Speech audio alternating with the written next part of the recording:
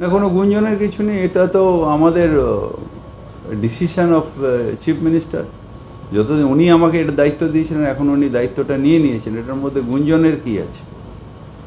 গুঞ্জনেরও কিছু নেই, কিছু নেই। এটা আমাদের ক্যাবিনেটেই এসছে। ওটা উনি নিয়েছেন, কোনো কারণে নিশ্চয়ই নিয়েছেন। এটা কি করে? সবটাই হলো পারের আন্ডারে।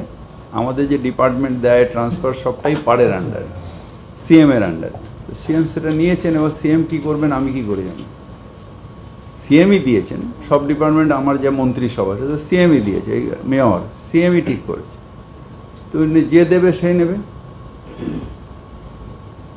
আপনাকে কি যে দলের মানে গুরুত্বপূর্ণ কাজে আরো বেশি করে ব্যবহার করার জন্য কি আপনার মাথা থেকে না না, এসব কিছু না। আমাদের এগুলো কিছু না। নিশ্চয়ই ওনার কিছু মাথায় প্ল্যান আছে, সেই জন্য উনি করেছেন। এটার মধ্যে কিছু নেওয়া দেওয়া, সাইট করা বা এসব কোনো ব্যাপার নেই। কারণ আমার হাতে এখনও অনেক জায়গায় যা কাজ আছে যথেষ্ট আছে। আর সেকেন্ডলি হচ্ছে যে দলের আমি হলাম একজন অনুগত সৈনিক। দল যে কাজটাই আমায় দেবে, বিশেষ করে আমার নেত্রী মমতা ব্যানার্জি যে কাজটাই দেবে, সেই কাজটা আমি মাথা পেতে নেব।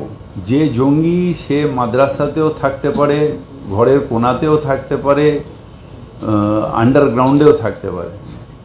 যে জঙ্গি তাকে ইন্টেলিজেন্স রিপোর্ট যেগুলো আসে, পুলিশ তার নিজেদের মধ্যে সমন্বয় করে। বিভিন্ন জায়গার আমাদের এখানকার কোনো রিপোর্ট আমরা পাঠাই, ওখান দিয়ে আসে, এটা সমন্বয়। সেই সমন্বয় বেসিসে যেখানে যখন ওই খবর পাওয়া যায়, তখন সেখান দিয়ে সেই জঙ্গিকে উদ্ধার করা হয়। আর এখন বাংলাদেশের কিছু মানুষ তারাও ঢুকে এসছেন, হয় প্রাণের ভয়ও আসতে পারেন, তাদেরও অনেককে অ্যারেস্ট করা হয়েছে। যাদের এখানে ঢুকে এসছেন, মানে ইলিগালি বর্ডার ক্রস করেছেন, তাদেরও অনেকগুলোকে অ্যারেস্ট করা হয়েছে। আমি আপনাদেরকে মিডিয়াতেই পেলাম।